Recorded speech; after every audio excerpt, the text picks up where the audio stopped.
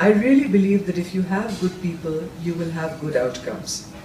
Unfortunately, the political space has been something that all of us in our generation, we abdicated that space. We said politics is a dirty business, it's not for us. And then in a sense, we found that that space was occupied by really the lowest common denominator, people who went into it for their own selfish reasons rather than to serve. And I think, therefore, to summarize, what AAP has done is it has recalibrated that concept of what a public servant is. It's no longer that once you get elected, the public becomes your servant. It is now that you are actually there to serve. And that, as I said, is something which I believe we all have to be grateful to the idea of AAP.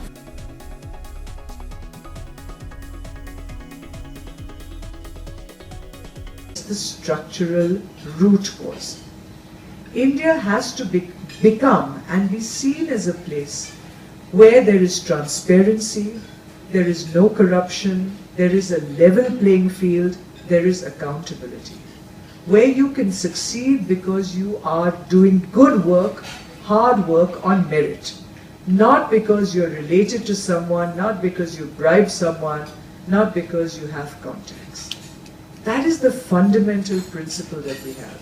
And we really believe that that is good for investment.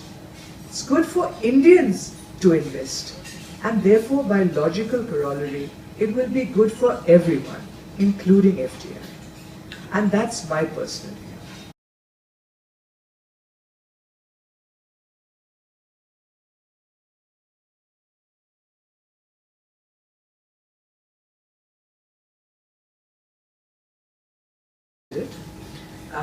And you have to fill out a whole series of information, including information on assets and what you've done and what you believe in and your principles and stuff like that. Quite a detailed form. You also had to get 100 proposers from each assembly constituency. So in Mumbai we have 6 assembly constituencies, that is 600 proposers.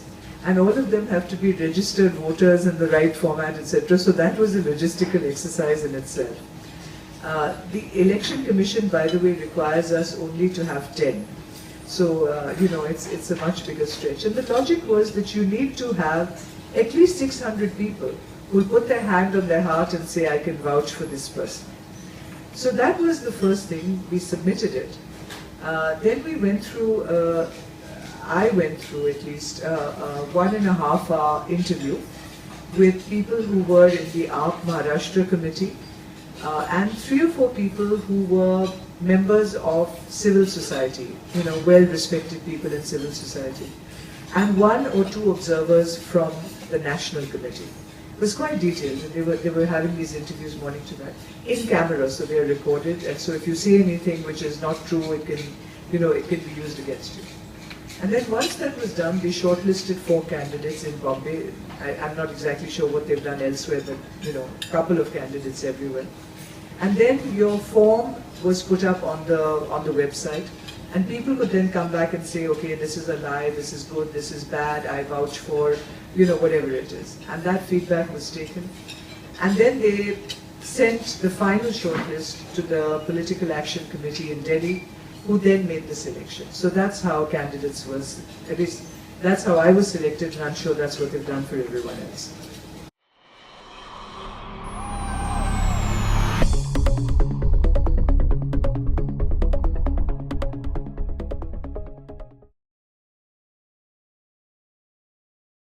What I can tell you is that every single constituency in this country is going to be a very, very hard fight, including South Bombay. And the reason is... You think so? Absolutely, have no doubt about it, have no doubt about it. And so the real issue today is, what we're seeing is actually very, very good for democracy. I can only speak to the AAP candidates. I mean, you look at the CVs of these people, and I feel very privileged to belong to this group. The collective experience, organizational experience of life of the Aam Aadmi Party candidates overwhelms every other political party put together, right? We don't have experience in politics, and certainly not in dirty politics, but we have a lot of organizational governance experience. And not a single candidate has criminal charges against them. Not a single candidate is there by virtue of being the son and daughter of someone. They're all there on merit. And this is really good for India, because for the first time, India has a real alternative. They can choose.